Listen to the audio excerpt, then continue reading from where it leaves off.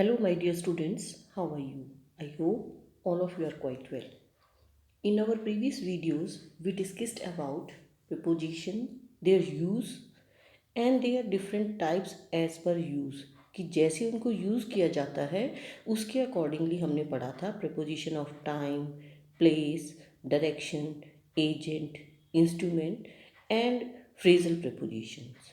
But today we are going to discuss about the types of preposition according to their formation. कि जैसे form होती हैं बनती हैं preposition उनके अकॉर्डिंगली हम इनको किस तरह से अलग अलग 6 डिफरेंट पार्ट्स में डिवाइड कर सकते हैं. First of all, we are going to discuss about simple prepositions. Simple prepositions are those prepositions which consist of one word only. जिसमें सिर्फ एक सिंगल वर्ड होता है. It is called simple preposition. जैसे हमने पढ़ा था in, at, on, to, of, for, till, by. ये सभी preposition बेटा एक सिंगल वर्ड से बनती हैं. That is why these are known as simple prepositions. Now come to this next one, double preposition. Double prepositions are those prepositions which consist of more than one word. जब एक से ज़्यादा word से मिलकर, जब दो वर्ड से मिलकर जैसे हम कहते हैं preposition बनती हैं. जैसे in, to. इन एक अलग preposition है, two is also a different preposition, but जब ये दोनों मिल जाती हैं तो एक नई preposition क्रिएट हो जाती है इन टू. जब कोई चीज़ बाहर से अंदर की स्पेस की तरफ जाती है तब हम इसे यूज़ करते हैं. बेटा जब दो प्रीपोजिशन के मिलने से एक सिंगल प्रीपोजिशन बन जाती है उसे as a single preposition use किया जाता है. Then it is called double preposition. Into, onto, up to, within, upon, without. वैसे तो ये दो प्रीपोजिशंस हैं अलग अलग, लेकिन इनको कंबाइन करके सिंगल प्रीपोजिशन की तरह यूज़ किया जाता है. That is why these are known as double preposition. Now come to the next one, compound preposition. Compound preposition, when a preposition consists of two or more words. इसमें हमने double में क्या पढ़ा था, दो prepositions को जोड़ने से एक बनी थी, लेकिन यहाँ दो या तीन वर्ड्स को जब हम इकट्ठा करते हैं तो एक preposition की तरह उसे यूज़ किया जाता है. It conveys a different meaning और एक मीनिंग क्रिएट करती है ये अपने आप में. It is called compound preposition. This is the main difference बेटा between compound preposition and double preposition. In front of, किसी चीज़ के सामने होना. बिकॉज ऑफ, जब रीज़न शो किया जाता है. According to, along, before, behind, due to. बेटा ये दोनों अलग अलग अगर हम करेंगे तो ये प्रपोजिशन नहीं बनती. ये अलग अलग वर्ड्स हैं जिसमें एक प्रपोजिशन होती है और वो मिलकर कंपाउंड प्रपोजिशन की तरह यूज़ किए जाते हैं. जैसे इन प्रपोजिशन है, ऑफ भी प्रपोजिशन है, बट फ्रंट कोई प्रपोजिशन नहीं है, लेकिन इन फ्रंट ऑफ मिलकर एक कंपाउंड प्रपोजिशन क्रिएट करती है. Participle preposition. बेटा I have already told you in our previous videos, participles हमारे दो होते हैं. एक होता है present participle and one is, yes, first is present participle जिसमें हम ing यूज़ करते हैं, and the second one is past participle जहाँ वर्ब की थर्ड फॉर्म को यूज़ किया जाता है.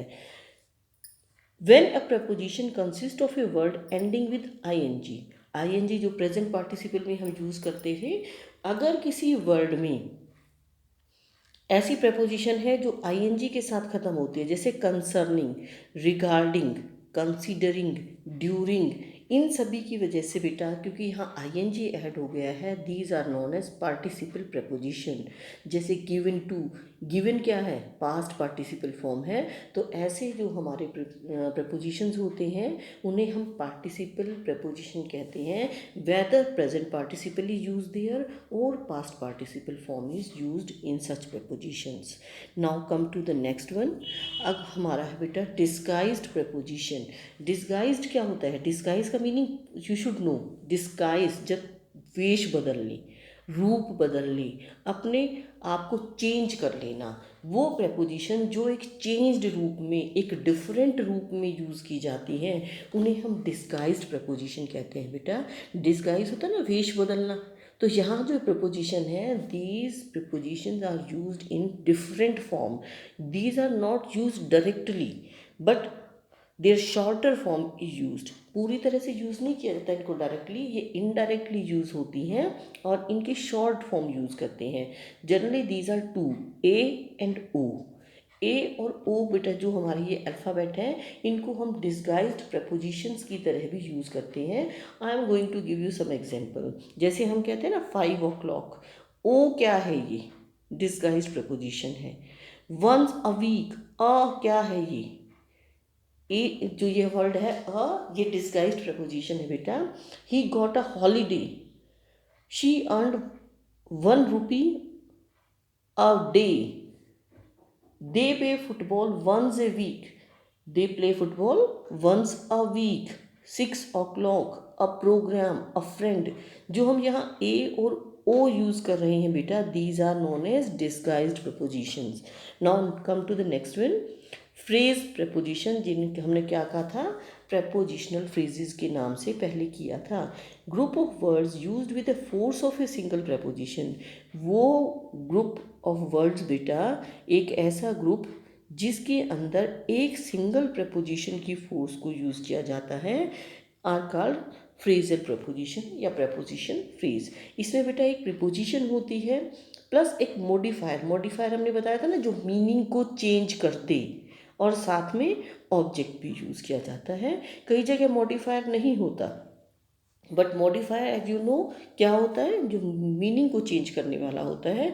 तो प्रेपोजिशन एक मॉडिफायर होता है and then it is followed by an object. जैसे इन स्पाइट ऑफ, यहाँ स्पाइट जो वर्ड है ये मॉडिफायर है, प्रीपोजिशन इन है, ऑफ है, और इसके बाद कोई और ऑब्जेक्ट भी होगा बेटा। एट होम, वैसे तो होम जो है ऑब्जेक्ट है, नाउन है, लेकिन एट होम लगाने से एक मीनिंग चेंज हो जाता है, कंफर्टेबल होना। In time, under the table, from my father, जो इनहेरिटेड थिंग्स होती हैं, इनहेरिटेड प्रॉपर्टी होती है, उसके लिए हम फ्रॉम माई फादर करते हैं फ्रेज यूज़। तो बेटा जो ये फ्रेजेज होती हैं, दे कन्वे अ डिफरेंट मीनिंग, एक अलग मीनिंग कन्वे करती हैं। I hope all of you have understood all the 6 different types of preposition. We have already discussed about their classification or bifurcation according to their use. And now I have told you today about the classification of these preposition as per formation, कि इनकी formation के हिसाब से हम इनको 6 different types में बांट सकते हैं। I hope all of you have understood the concept of preposition. Thank you and have a nice day ahead.